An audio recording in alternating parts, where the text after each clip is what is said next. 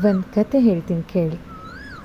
ಹೀಗೆ ಒಬ್ಬ ದಾರಿಯಲ್ಲಿ ನಡ್ಕೊಂಡು ಹೋಗಬೇಕಾದ್ರೆ ಕೋಗಿಲೆ ನೋಡಿ ಹೇಳಿದ್ನಂತೆ.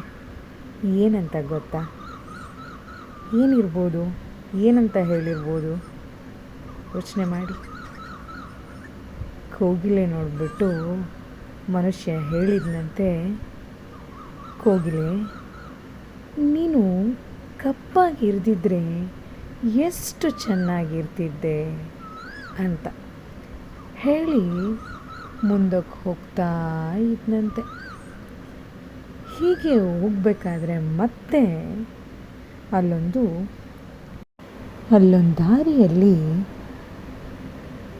ಗುಲಾಬಿ ಗಿಡ ನೋಡಿಬಿಟ್ಟು ಗುಲಾಬಿ ಗಿಡಕ್ಕೆ ಕೇಳಿದ್ನಂತೆ, ನಿನ್ನ ಗಿಡಕ್ಕೆ ಎಷ್ಟೊಂದು ಮುಳ್ಳಿದೆ, ಆ ಮುಳ್ಳೇ ಇಲ್ದಿದ್ರೆ ಎಷ್ಟು ಒಳ್ಳೆಯದಿತ್ತು ಅಂತ. ಇಷ್ಟೊಂದು ಈ ಗಿಡಕ್ಕೆ ಮುಳ್ಳುಗಳಿದೆಯಲ್ವ, ಆ ಗಿಡಗಳಿಗೆ ಮುಳ್ಳೇ ಇಲ್ದಿದ್ರೆ ಎಷ್ಟು ಚೆನ್ನಾಗಿರ್ತಿದ್ದೆ, ಎಷ್ಟು ಒಳ್ಳೆಯದಾಗಿತ್ತು ಅಂತ. ಮತ್ತು ಹೀಗೆ ದಾರಿಯಲ್ಲಿ ಹೋಗ್ತಾ ಸಮುದ್ರ ನೋಡಿ ಹೇಳಿದ್ನಂತೆ, ನೀನು ಉಪ್ಪಾಗಿ ಇರದಿದ್ದರೆ ಎಷ್ಟು ಒಳ್ಳೆಯದಿತ್ತು ಅಂತ. ಸಮುದ್ರದ ನೀರು ಸಾಮಾನ್ಯ ಉಪ್ಪಾಗಿರುತ್ತಲ್ವ, ಅದಕ್ಕೆ ನೀನು ಉಪ್ಪಾಗಿರದಿದ್ದರೆ ಎಷ್ಟು ಒಳ್ಳೆಯದಿತ್ತಲ್ವಾ ಅಂತ ಹೇಳಿದ್ನಂತೆ. ಆಗ ಮೂವರಿಗೂ ಕೋಪ ಬಂದು ಮೂವರು ಒಮ್ಮೆಲೆ ಉತ್ತರ ಕೊಟ್ರಂತೆ. ಏನಂತ ಕೊಟ್ಟಿರ್ಬೋದು? ಯೋಚನೆ ಮಾಡ್ತಿದ್ದೀರಾ?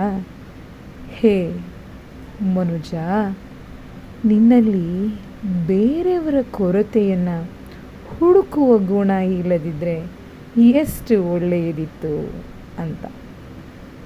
ನಾವು ಬೇರೆಯವರ ಕೊರತೆಗಳನ್ನೇ ಹುಡುಕ್ತಾ ಕಾಲ ಕಳಿತೀವಿ ಅಲ್ವಾ?